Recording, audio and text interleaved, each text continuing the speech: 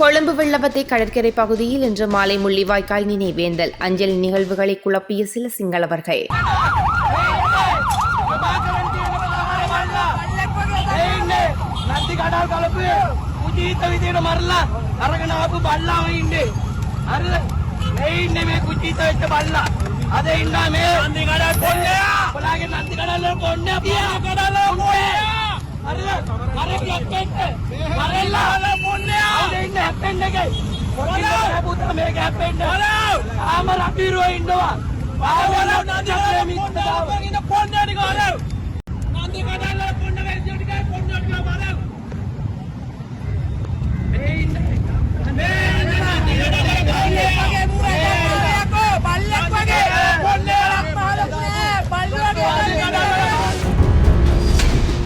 தமிழர் பகுதியில் உணர்வுபூர்வமாக இன்று முள்ளிவாய்க்கால் நினைவேந்தல் அனுஷ்டிக்கப்பட்டுள்ளது. வெளிநீரால் நாம் விளக்கேற்றும் நேரம் நெருங்கிக் கொண்டிருக்கிறது. முடியவில்லை நான் தந்த உணவுகளை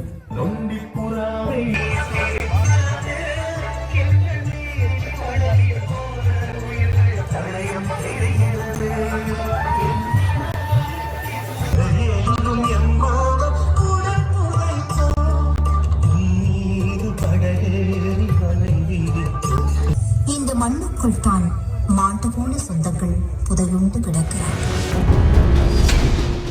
கிளிநொச்சியில் முள்ளிவாய்க்கால் நினைவேந்தலின் போது போலீசாருக்கும் ஏற்பாட்டாளர்களுக்கும் இடையில் முறுகல்.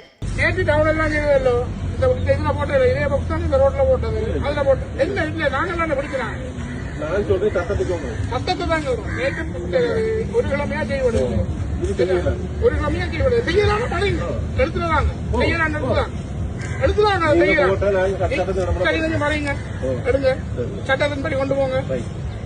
நீங்க கடவுத்திரவு தாங்க, உங்களுக்கு தடையண்டு தாங்க, கடவுத்திரவு தாங்க, கடவுத்திரவு தந்துட்டு நீங்க கொண்டு போங்க. நீங்க கோர்ட் தடை உத்தரவு தாங்க. இல்ல இது பொக்ஸுக்கு தடை, பொக்ஸுக்கு தடை இல்லை. எங்க பொக்ஸுக்கு ஒரு தடை இல்லை. பொக்ஸுக்கு எந்த சட்டத்துக்கு பொக்ஸுக்கு தடை இருக்கு. கிளிநொச்சி முழுதும் போட்டப்படுது. இப்ப 10 நாளா ஒன்று பிடிக்கல. நீங்க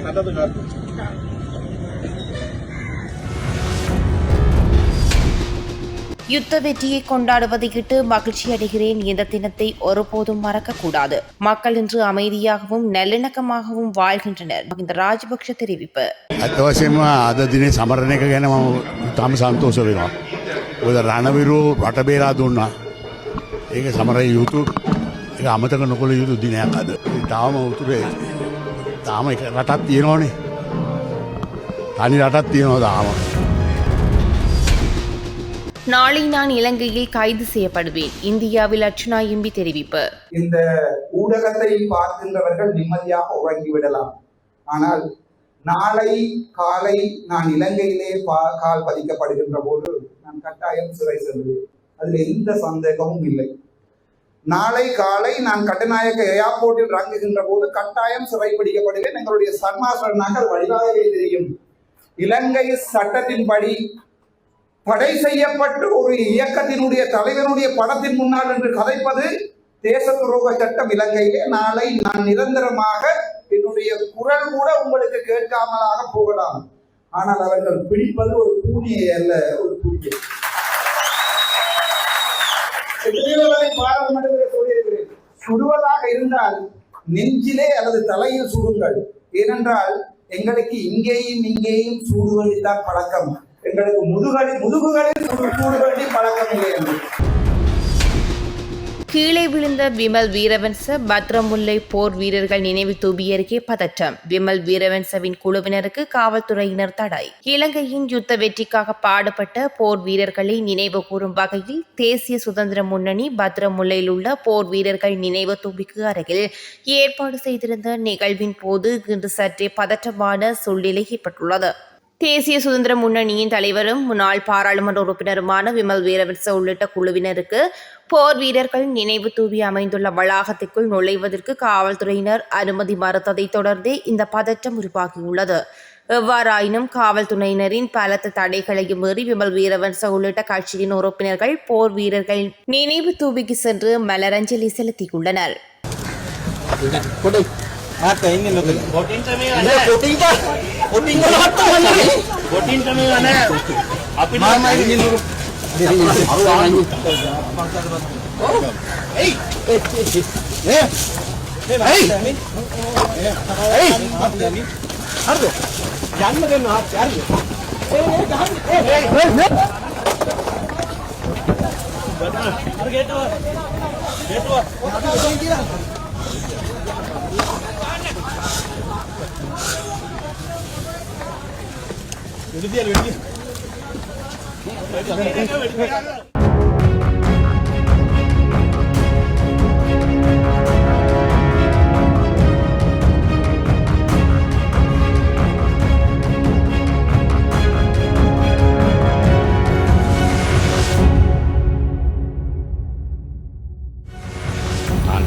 நிமாலர் மீனவதன் தொற்றுநோய் விஞ்ஞான பிரிவு. இன்ஃப்ளூயன்சா நோயானது தற்போது நமது நாட்டில் அதிகரித்து காணப்படுகின்றது. சில அதிகரிப்புகள் காணப்படுகின்றன. இந்த இன்ஃப்ளூயன்சா என்பது ஒரு வைரஸ் மூலம் பரவுகின்ற ஒரு தொற்று நோய். இது மனிதனின் சுவாச தொகுதியை குறிப்பாக தாக்கும். இது மூக்கு முதல் நுரையீரல் வரை எந்த பகுதிகளிலும் இது காணப்படலாம்.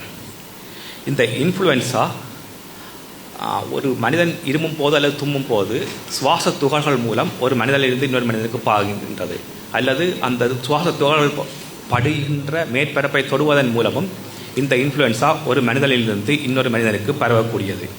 இதில் 4 வகையான இன்ஃப்ளூயன்சா ABCD என்று 4 வகையானது அறியப்படுகின்றது. இவற்றில் Aயும் Bயும் மனிதரில் பாதிப்பை ஏற்படுத்தும். இலங்கையிலே இந்த A வகைக்குரிய H1N1 H3N3 மற்றும் இன்ஃப்ளூயன்சா B வகைகள் இதுவரை இனங்காணப்பட்டுள்ளன. உலக சுகாதார நிறுவனத்தின் கண்காணிப்பு முறைமை மூலம் இந்த இன்ஃப்ளூயன்சாவின் நோய் தாக்கம் பரம்பல் என்பன தொடர்ந்து அவதானிக்கப்பட்டு வருகின்றது. இலங்கையிலே எமது தொற்றுநோய் விஞ்ஞான பிரிவின் கண்காணிப்பின் மூலமும் இந்த இன்ஃப்ளூயன்சா தொடர்ந்து அவதானிக்கப்படுகின்றது. இதன் மூலம் இன்ஃப்ளூயன்சா லைக் இல்னஸ் அல்லது ILI அல்லது சிவியர் அக்யூட் ரெஸ்பிரேட்டரி இன்ஃபெக்ஷன் போன்றவற்றை நாங்கள் தொடர்ந்து கண்காணிப்பதன் மூலம் இந்த நோய் தாக்கத்தை பற்றி எமது நாட்டில் நாங்கள் தொடர்ந்து கண்காணித்து வருகின்றோம்.